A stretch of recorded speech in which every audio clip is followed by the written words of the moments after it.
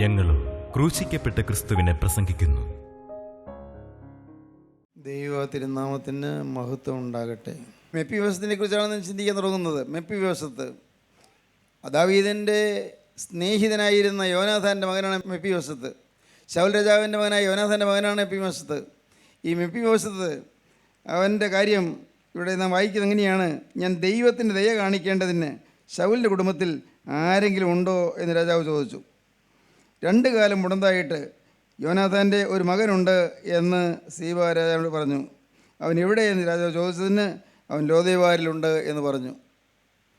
ദൈവത്തിന് സ്തോത്രം. ദൈവത്തിൻ്റെ ദയ കാണിക്കേണ്ടതിന് ആരെങ്കിലും ഉണ്ടോ? ദൈവത്തിന് സ്തോത്രം. എൻ്റെ സഹോദരങ്ങളെ, ആ വാക്ക് പറയാൻ തുടങ്ങുമ്പോൾ എൻ്റെ ഹൃദയം തരളിതമാകും. ദൈവത്തിൻ്റെ ദയ, ദൈവത്തിൻ്റെ ദയയാണ് ഇന്നുവരെയും നമ്മളെ കാത്തത്. നമുക്ക് അനർത്ഥങ്ങളൊന്നും കർത്താവ് രക്ഷിച്ചു, അപകടങ്ങളൊന്നും കർത്താവ് രക്ഷിച്ചു, മഹാവ്യാധികളൊന്നും കർത്താവ് രക്ഷിച്ചു. നമുക്ക് കർത്താവ് ഒരു കുടുംബജീവിതം തന്നു, നമുക്ക് ഇന്നിയോളം ജീവിക്കാൻ ആയുസ് തന്നു. നമ്മുടെ സമപ്രായക്കാരായ എത്രയോ പേര് കടന്നുപോയി, നമുക്ക് ഇതുവരെ ഈ ഭൂമിയിൽ ജീവിക്കാൻ കർത്താവ് അവസരം തന്നു. കർത്താവ് നമുക്കെല്ലാം തന്നു. വചനം തന്നു, കേൾക്കാൻ വചനം തന്നു, സ്വീകരിക്കാൻ വചനം തന്നു, അനുഗ്രഹം തന്നു, എല്ലാം തന്നു. ദൈവത്തിൻ്റെ ദയ, ദൈവത്തിൻ്റെ ദയ, ജീവനുള്ള ദൈവത്തിൻ്റെ ദയ, അത് നമുക്ക് ലഭിക്കണം. ദാവീദ് ചോദിക്കുകയാണ്, ദൈവത്തിൻ്റെ ദയ കിട്ടേണ്ടതിന് അങ്ങനെ ആരെങ്കിലും ഉണ്ടോ യോനാഥാൻ്റെ കുടുംബത്തിൽ, ശൗലിൻ്റെ കുടുംബത്തിൽ? ദൈവത്തിൻ്റെ ദയ കിട്ടേണ്ടതിന് നമുക്ക് വായിക്കാം, 2 വാക്യങ്ങൾ വായിക്കാം. സങ്കീർത്തനം 103:11 വാക്യം വായിക്കാം. ആകാശം ഭൂമിക്ക് മീതെ ഉയർന്നിരിക്കുന്നത് പോലെ അവൻ്റെ ദയ അവൻ്റെ ഭക്തന്മാരോട് വലുതായിരിക്കുന്നു. ആകാശം ഭൂമിക്ക് മീതെ ഉയർന്നിരിക്കുന്നത് പോലെ ദൈവത്തിൻ്റെ ദയ തൻ്റെ ഭക്തന്മാരോട് വലുതായിരിക്കുന്നു. ആകാശം ഭൂമിക്ക് മീതെ ഉയർന്നിരിക്കുന്ന പോലെ ദൈവത്തിൻ്റെ ദയ തൻ്റെ ഭക്തന്മാരോട് വലുതായിരിക്കുന്നു. ദയ, വലുതായ ദയ. യിരെമ്യാ പ്രവാചകന്റെ പുസ്തകം 1-ാം അധ്യായം 4-ാം വാക്യം വായിച്ച് കേൾക്കാം. യിരെമ്യാ 1:4. യഹോവയുടെ അരുളപ്പാട് എനിക്കുണ്ടായതെന്തെന്നാൽ നിന്നെ ഉദരത്തിൽ ഉരുവാക്കിയതിന് മുമ്പേ ഞാൻ നിന്നെ അറിഞ്ഞു. ദൈവം പറയുകയാണ്, നിന്നെ ഉദരത്തിൽ ഉരുവാക്കിയതിന് മുമ്പേ ഞാൻ നിന്നെ അറിഞ്ഞു. നീ ഗർഭപാത്രത്തിൽ നിന്ന് പുറത്തു വന്നതിന് മുമ്പേ ഞാൻ നിന്നെ വിശുദ്ധീകരിച്ചു. നീ ഗർഭപാത്രത്തിൽ നിന്ന്, അമ്മയുടെ ഗർഭപാത്രത്തിൽ നിന്ന് പുറത്തു വരുന്നതിന് മുമ്പേ ഞാൻ നിന്നെ വിശുദ്ധീകരിച്ചു. ജാതികൾക്ക് പ്രവാചകനായി നിയമിച്ചിരിക്കുന്നു. ഗർഭപാത്രത്തിൽ ഇരിക്കുന്നേ ഉള്ളൂ, പക്ഷേ ജാതികൾക്ക് പ്രവാചകനായി ഞാൻ നിന്നെ നിയമിച്ചിരിക്കുന്നു. ജാതികൾക്ക് പ്രവാചകനായി നിയമിച്ചു. ദൈവത്തിന് സ്തോത്രം. എന്താ പറയുന്നത്? യെശയ്യാ 49:1 വാക്യം വായിക്കാം. ജാതികൾക്ക് പ്രവാചകനായി നിയമിച്ചു, ഞാൻ നിന്നെ അറിഞ്ഞു, ഞാൻ നിന്നെ വിളിച്ചു, ഞാൻ നിന്നെ പ്രവാചകനായി നിയമിച്ചു, അപ്പോയിൻ്റ് ചെയ്തു. പിന്നെ ദ്വീപുകളെ എൻ്റെ വാക്ക് കേൾപ്പീൻ, ദ്വീപുകളെ എൻ്റെ വാക്ക് കേൾപ്പീൻ, ദൂരത്തുള്ള വംശങ്ങളെ ശ്രദ്ധിപ്പീൻ, ദൂരത്തുള്ള വംശങ്ങളെ ശ്രദ്ധിപ്പീൻ. യഹോവ എന്നെ ഗർഭം മുതൽ വിളിച്ചു. യഹോവ എൻ്റെ അമ്മയുടെ ഗർഭത്തിൽ ഇരിക്കുമ്പോൾ തന്നെ എന്നെ വിളിച്ചു. എൻ്റെ അമ്മയുടെ ഉദരത്തിൽ ഇരിക്കയിൽ തന്നെ എൻ്റെ പേര് പ്രസ്താവിച്ചിരിക്കുന്നു. അമ്മയുടെ ഗർഭത്തിൽ ഇരിക്കുമ്പോൾ തന്നെ എൻ്റെ പേര് പ്രസ്താവിച്ചിരിക്കുന്നു. സ്തോത്രം. നോക്കൂ, ദൈവം നമ്മെ മുൻകണ്ടതാണ്. വീണ്ടും വായിക്കാം. യെശയ്യാ 46-ാം അധ്യായം 3-ാം വാക്യം. ഗർഭം മുതൽ വഹിക്കപ്പെട്ടവരും, ഗർഭം മുതൽ വഹിക്കപ്പെട്ടവരും, ഉദരം മുതൽ ചുമക്കപ്പെട്ടവരുമായി, ഉദരം മുതൽ ചുമക്കപ്പെട്ടവരുമായി യാക്കോബ് ഗ്രഹവും ഇസ്രായേൽ ഗൃഹത്തിൽ ശേഷിച്ചിരിക്കുന്ന എല്ലാവരുമായുള്ളവരെ, എന്റെ വാക്ക് കേൾപ്പീൻ. നിങ്ങളുടെ വാർദ്ധക്യം വരെ ഞാൻ അനന്യൻ തന്നെ. നിങ്ങൾ ഗർഭം മുതലേ ഞാൻ ചുമന്നുകൊണ്ട് വരികയാണ്, വാർദ്ധക്യം വരെയും ഞാൻ മാറ്റമില്ലാത്തവനാണ്. നിങ്ങൾ നരയ്ക്കുവോളം ഞാൻ നിങ്ങളെ ചുമക്കും. വാർദ്ധക്യം നരയ്ക്കുവോളം ഞാൻ നിങ്ങളെ ചുമക്കും. ഗർഭം മുതലേ ചുമന്നുകൊണ്ട് വരികയാണ്, ഗർഭം മുതലേ പേര് ചൊല്ലി വിളിച്ചിരിക്കുകയാണ്, ഗർഭം മുതലേ നിങ്ങളെ തിരഞ്ഞെടുത്തിരിക്കുകയാണ്, ഗർഭം മുതലേ നിങ്ങളെ നിയമിച്ചിരിക്കുകയാണ്. ദൈവത്തിന് സ്തോത്രം. എന്തൊരു പദവിയാണ് നമുക്ക്. നാം ഒന്നും അറിഞ്ഞില്ല. ദൈവം നിയമിച്ചാണ് ഈ ഭൂമിയിലേക്ക് നാം വന്നതെന്ന്. ദൈവം അമ്മയുടെ ഗർഭത്തിൽ നിന്ന് ഇരിക്കുമ്പോൾ തന്നെ ദൈവം നമ്മെ പേര് ചൊല്ലി വിളിച്ചു എന്ന് ഇതൊന്നും നാം അറിഞ്ഞില്ല. സത്യം ദൈവത്തെ പരിശുദ്ധാത്മാവ് പറഞ്ഞു തരുന്നു. വീണ്ടും വായിക്കാം. യെശയ്യാ 44:1. ഇപ്പോഴോ എൻ്റെ ദാസനായ യാക്കോബേ, ഞാൻ തിരഞ്ഞെടുത്ത ഇസ്രായേലേ, കേൾക്ക. നിന്നെ ഉരുവാക്കിയവനും ഗർഭത്തിൽ നിന്നെ നിർമ്മിച്ചവനും നിന്നെ സഹായിച്ചവനുമായ യഹോവ ഇപ്രകാരം അരുളി ചെയ്യുന്നു. നിന്നെ ഗർഭത്തിൽ ഉരുവാക്കി, നിന്നെ സഹായിച്ചു. ദൈവത്തിന് സ്തോത്രം. ദൈവത്തിലെ നീ വിശ്വസിക്കൂ. നാം യദൃച്ഛയായി ഈ ഭൂമിയിലേക്ക് വന്നതല്ല. ദൈവം മുൻ കണ്ട ഈ ഭൂമിയിലേക്ക് വന്നതാണ്. ദൈവം മുൻകൂട്ടി നമ്മെ വിളിച്ചതാണ്. ദൈവം നമ്മെ നിയമിച്ചതാണ്. ദൈവം നമ്മെ തിരഞ്ഞെടുത്തതാണ്. നാം ഇതൊന്നും അറിഞ്ഞില്ല. ഉണ്ട്. നിങ്ങൾ വിശ്വസിക്കൂ. ദൈവത്തിന് സ്തോത്രം. വചനം പറയുന്നു, ആകാശം ഭൂമി ഒഴിഞ്ഞു പോകും, ദൈവത്തിൻ്റെ വചനത്തിൻ്റെ വള്ളിയെങ്കിലും പുള്ളിയെങ്കിലും മാഞ്ഞു പോകുകയില്ല. ഈ വചനം പറയുകയാണ്, നീ ഗർഭത്തിലിരിക്കുമ്പോൾ തന്നെ ഞാൻ നിന്നെ വിളിച്ചു, നിൻ്റെ പേര് പ്രസ്താവിച്ചിരിക്കുന്നു. എന്തൊരു അത്ഭുതം! ഞാൻ നിന്നെ ഗർഭമുതൽ വഹിച്ചുകൊണ്ട് വരികയാണ്, നരയ്ക്കുവോളം ഞാൻ നിന്നെ ചുമന്നുകൊള്ളാം. ദൈവം വാക്ക് തരികയാണ്. എന്തൊരു സ്നേഹമാണിത്! പ്രിയപ്പെട്ടവരെ, ഞാൻ അത്ഭുതത്തോടെ ഓർക്കുന്നു, നിത്യനായ ദൈവം നമ്മളെ ചുമന്നുകൊണ്ട് വന്നതുകൊണ്ടല്ലേ നാം ഇന്ന് ജീവിച്ചിരിക്കുന്നത്. ദൈവത്തിന് സ്തോത്രം. ദൈവം നമ്മെ സഹായിച്ചുകൊണ്ടല്ലേ നാം ഇന്ന് ജീവിച്ചിരിക്കുന്നത്. നമുക്ക് ഇന്നുള്ളതെല്ലാം ആര് തന്നതാണ്? എന്തുണ്ട്? അത് ആര് തന്നതാണ്? ആരോഗ്യം ദൈവം തന്നതാണ്. ആയുസ് ദൈവം തന്നതാണ്. ദൈവത്തിന് ഒരു ഭവനം ദൈവം തന്നതാണ്. നമുക്ക് ഇന്നുള്ള ചെറിയ ചുറ്റുപാടായിരിക്കും, ആ ചുറ്റുപാട് ദൈവം തന്നതാണ്. എല്ലാം ദൈവം തന്നു. എല്ലാറ്റിൻ്റെ ഉടമസ്ഥൻ ദൈവമാണ്. ഒരു അഖിലാണ്ടത്തിൻ്റെ ഉടയനായ നിത്യനായ ദൈവം നമുക്കെല്ലാം ദാനമായി തന്നു. സ്തോത്രം. ദൈവത്തിന് വലിയ നാമം മഹത്വപ്പെടട്ടെ. ദൈവത്തിന് സ്തോത്രം. പ്രിയപ്പെട്ടവരെ, കരുണയുള്ള കർത്താവ് നമ്മെ ഓരോരുത്തരെയും വ്യക്തിപരമായി അറിയുന്നു, വ്യക്തിപരമായി കാണുന്നു. നമ്മെ എല്ലാവരെയും അവിടെ നിന്ന് സ്നേഹത്തോടെ വിളിക്കുന്നു, പേർ ചൊല്ലി വിളിക്കുന്നു, ഓമന പേർ ചൊല്ലി വിളിക്കുന്നു. യെശയ്യാവ് പറയും, നീ എന്നെ അറിയാതിരിക്കെ ഞാൻ നിന്നെ ഓമന പേർ ചൊല്ലി വിളിച്ചിരിക്കുന്നു, നീ എന്നെ അറിയാതിരിക്കെ ഞാൻ നിൻ്റെ അരമുറുക്കിയിരിക്കുന്നു. എന്തൊരത്ഭുതം! ദൈവം എല്ലാം ചെയ്തു തന്നു, ഇന്നയോളം നടത്തി. ദൈവത്തിന് സ്തോത്രം. കണ്ണീർ കടലായി നാം വിഷമിച്ച സമയങ്ങളുണ്ട്, കരഞ്ഞ് തളർന്നു പോയ സമയങ്ങളുണ്ട്. അപ്പോഴും ദൈവം നമ്മുടെ കൂടെ ഇരുന്ന് നമ്മുടെ കണ്ണീര് തുടച്ചു തന്നു. ഇതൊക്കെ നിങ്ങൾ വിശ്വസിക്കുന്നുണ്ടോ പ്രിയപ്പെട്ടവരെ? നാം കരഞ്ഞപ്പോൾ കണ്ണീര് തുടച്ചു തന്നു, നാം വേങ്ങലടിച്ചപ്പോൾ പുറം തലോടി തന്നു. ദൈവത്തിന് സ്തോത്രം. നാം വിഷമിച്ച് ഭാരപ്പെട്ടിരുന്നപ്പോൾ പുറം തലോടി തടവി തന്നു. ദൈവത്തിന് സ്തോത്രം. നിത്യനായ ദൈവം കർത്താവായ യേശു ക്രിസ്തു അവിടുന്ന് ഇന്ന് നമുക്ക് സമീപസ്ഥനാണ്, നമ്മുടെ അരികത്ത് വരുന്നവനാണ്. ഇന്നത് കേട്ടുകൊണ്ടിരിക്കുമ്പോൾ എൻ്റെ ബഹുമാന്യ സഹോദരങ്ങളെ, നിങ്ങളുടെ അരികത്തേക്ക് യേശു നടന്നു വരുന്നുണ്ട്. നിങ്ങൾ വിശ്വസിച്ചാൽ മാത്രം മതി. യേശു ക്രിസ്തു നിങ്ങളെ സ്നേഹത്തോടെ കണ്ടുകൊണ്ട് വരികയാണ്, നിങ്ങൾക്ക് ആശ്വാസം തരാൻ വരികയാണ്. നിങ്ങളുടെ ചില പ്രയാസങ്ങളും ഭാരങ്ങളും കർത്താവ് കാണുന്നുണ്ട്. നിങ്ങളുടെ ജീവിതത്തിൽ നിങ്ങൾ നേരിടുന്ന ചില അനർത്ഥങ്ങളും വിഷമതകളും കർത്താവ് കാണുന്നുണ്ട്. നിങ്ങളുടെ ആകുലങ്ങൾ കർത്താവ് കാണുന്നുണ്ട്. നിങ്ങളുടെ സങ്കടങ്ങൾ കർത്താവ് കാണുന്നുണ്ട്. നിങ്ങൾ വലയുന്ന വിഷയങ്ങൾ കർത്താവ് കാണുന്നുണ്ട്. നിങ്ങൾ എരിവരിക്കൊള്ളുന്നതായ കാര്യങ്ങൾ കർത്താവ് കാണുന്നുണ്ട്. നിങ്ങൾ ചൂളയിൽ കിടന്ന് പൊയ്യുന്നത് പോലെ പുകഞ്ഞുകൊണ്ടിരിക്കുന്ന കർത്താവ് കാണുന്നുണ്ട്. എല്ലാറ്റിനും പരിഹാരം തരാനാണ് യേശു വന്നിരിക്കുന്നത്. നിങ്ങളൊന്ന് വിശ്വസിക്കാമോ?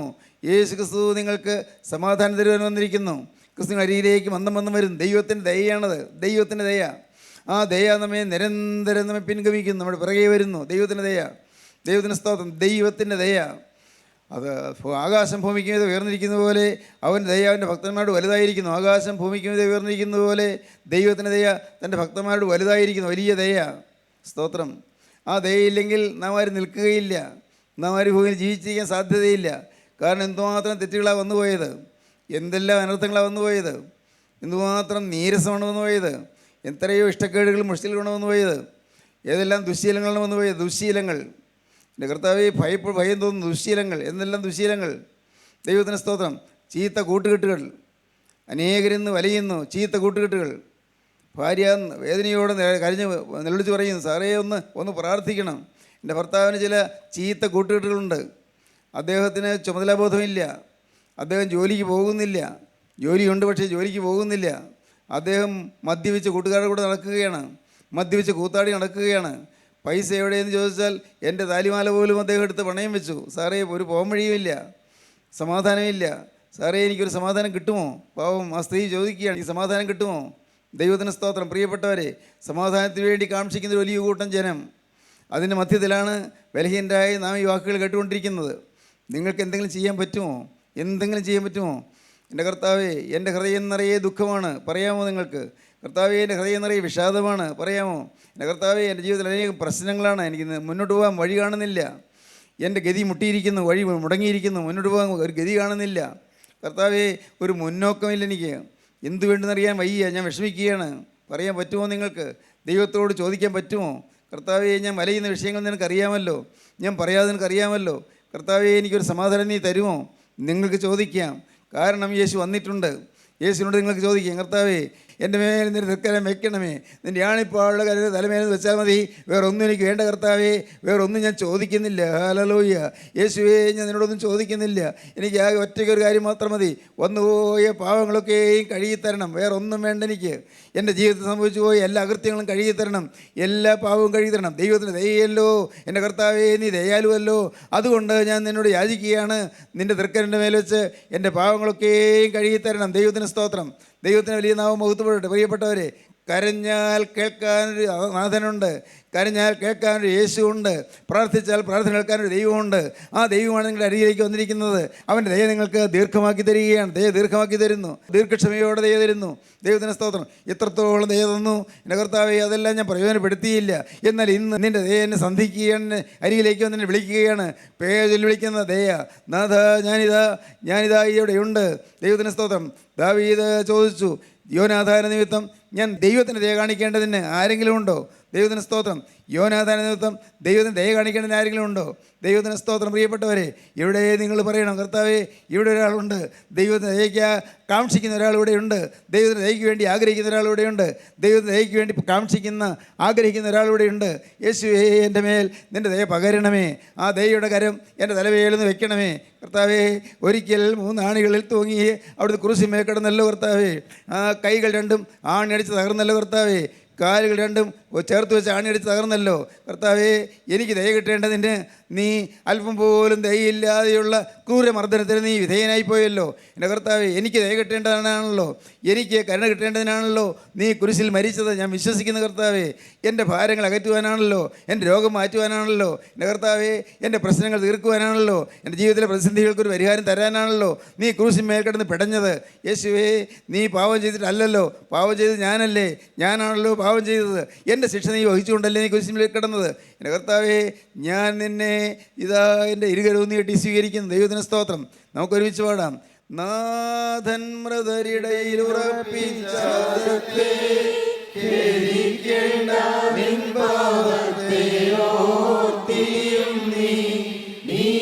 കുറ്റം ചെയ്തതിനല്ലോ ഞാൻ കൊണ്ടടികൾ, ഏതൻ കനി നീ തിന്നതിനാൽ കൈപ്പും കുടിച്ചേ ഞാൻ. നഗ്നതയാൽ നീ ഇലകൾ ചാർത്തി, നഗ്നതയോടെന്നെ അവ തൂക്കി. ഞാൻ ചിന്തിയ രക്തത്താൽ പോയി കോപം താതന്റെ. ആദാം പാപം ചെയ്തു. ആദ്യ മനുഷ്യനായ ആദാം പാപം ചെയ്തു. ആദാമും ഹവ്വായും ഏതൊട്ടിൽ നിന്ന് പുറത്തു പോകേണ്ടി വന്നു. പാപം ചെയ്താൽ ദൈവസാന്നിധ്യം കിട്ടുകയില്ല, പാപം ഉണ്ടെങ്കിൽ ദൈവസാന്നിധ്യം കിട്ടുകയില്ല. അപ്പോൾ ഭയം വരും. ആദാമിനും ഹവ്വയ്ക്കും ഭയം വന്നു. ആദാം പേടിച്ചൊളിച്ചു. ദൈവം വിളിച്ചുകൊണ്ട് നടന്നു. ഏദൻ തോട്ടത്തിൽ കൂടെ ദൈവം വിളിച്ചുകൊണ്ട്, ആദാമേ ആദാമേ എന്ന് വിളിച്ചുകൊണ്ട് നടന്നു. അടിയനിതാ ഇവിടെയുണ്ട്, നീ എവിടെ? ഞാൻ വൃക്ഷത്തിൻ്റെ പുറകിൽ മറഞ്ഞിരിക്കുകയാണ്. നീ എന്തിനു മറഞ്ഞിരിക്കുന്നു? ഞാൻ നിന്നോട് കൽപ്പിച്ചത് നീ ലംഘിച്ചോ? തിന്നരുതെന്ന് പറഞ്ഞ് നീ തിന്നുവോ? എന്നോട് ഇരിപ്പാൻ നീ തന്ന സ്ത്രീ എനിക്ക് പറിച്ചു തന്നു, ഞാൻ തിന്നു. പക്ഷേ കാരണക്കാരി ഇവളാണ്.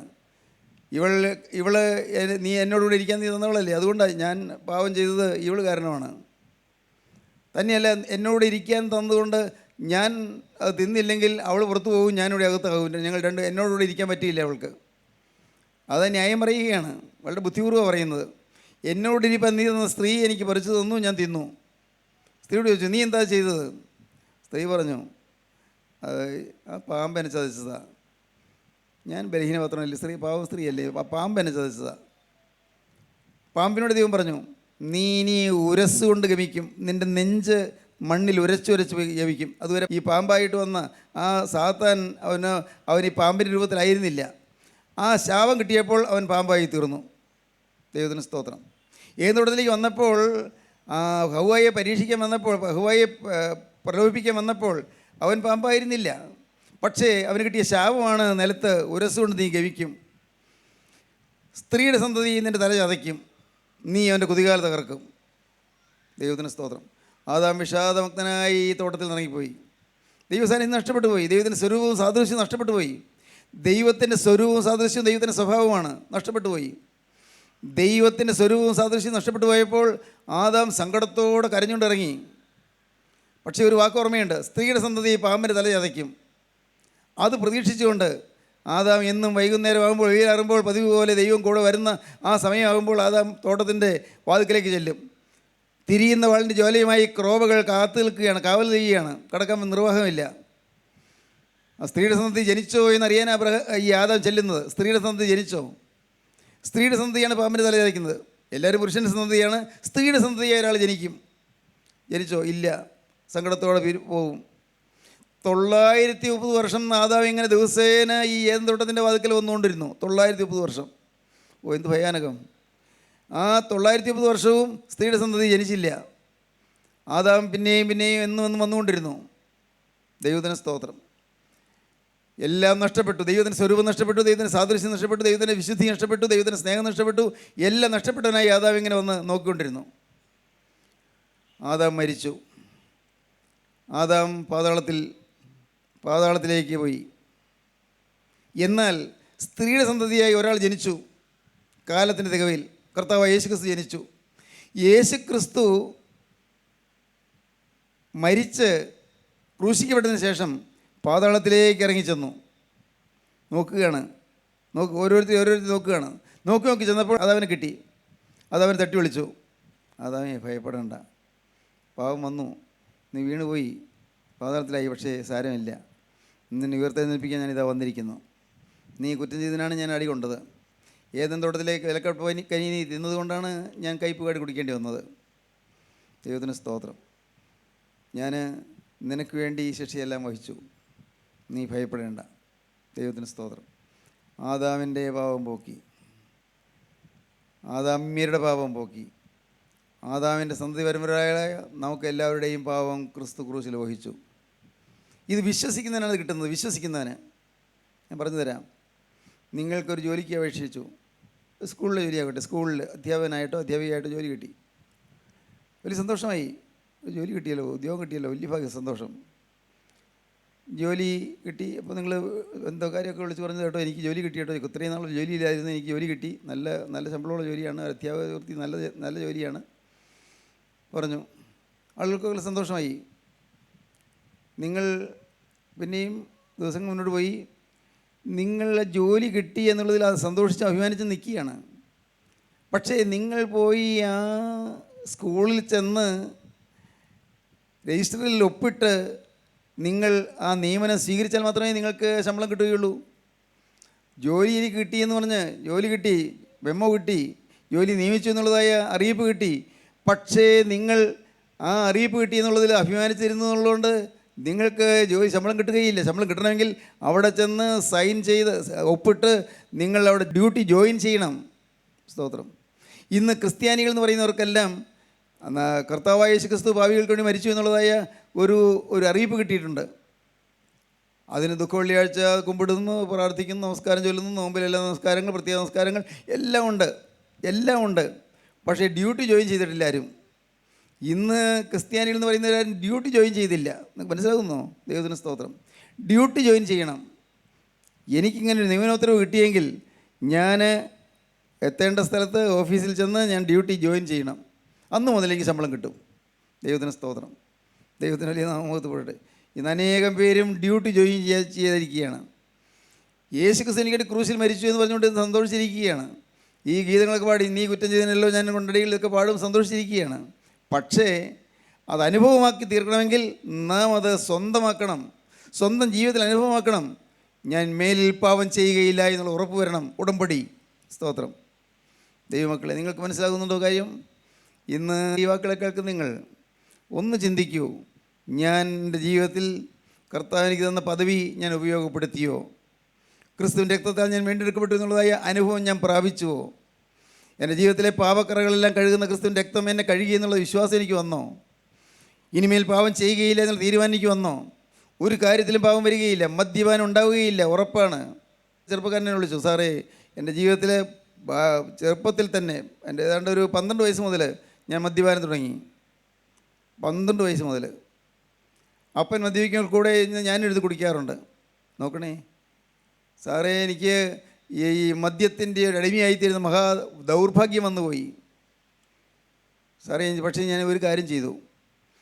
ഞാൻ ദൈവത്തിൻ്റെ വചനം കേട്ടപ്പോൾ ഞാൻ തീരുമാനിച്ചു, ഇനി ഞാൻ തൊടുകയില്ലെന്ന്. ഇനിമേൽ ഒരിക്കലും മദ്യം തൊടുകയില്ല ഞാൻ തീരുമാനിച്ചു. മദ്യപാനിയുടെ അടുക്കൽ പോയി ഇരിക്കുകയില്ലെന്ന് തീരുമാനിച്ചു. മദ്യപിക്കുന്നവരുടെ കൂടെ ഇരിക്കുകയില്ലെന്ന് തീരുമാനിച്ചു. സാറേ അതിനുശേഷം വലിയൊരു സമാധാനം, എനിക്ക് വലിയൊരു സമാധാനം.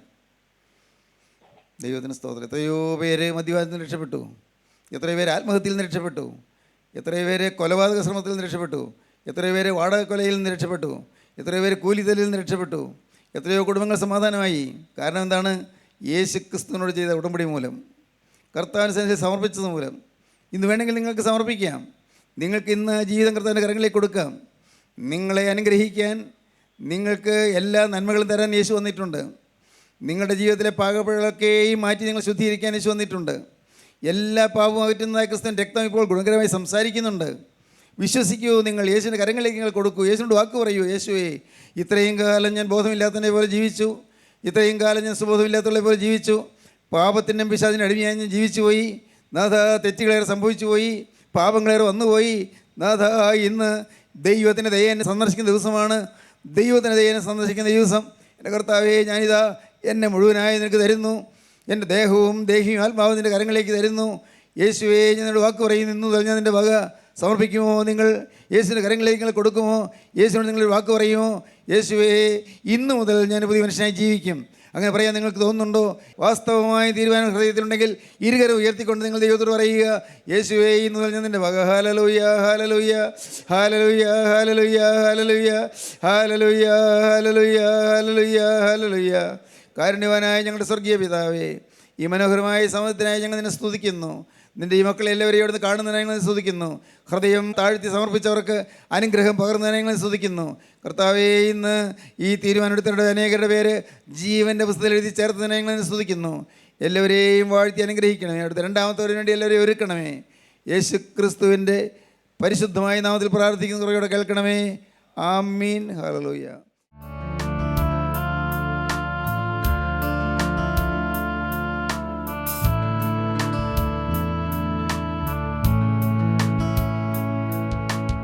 അമൃതധാര എല്ലാ ശനിയാഴ്ചയും രാവിലെ 6:30 മുതൽ 7 മണി വരെ നിങ്ങളുടെ സൺ സൂര്യയിൽ.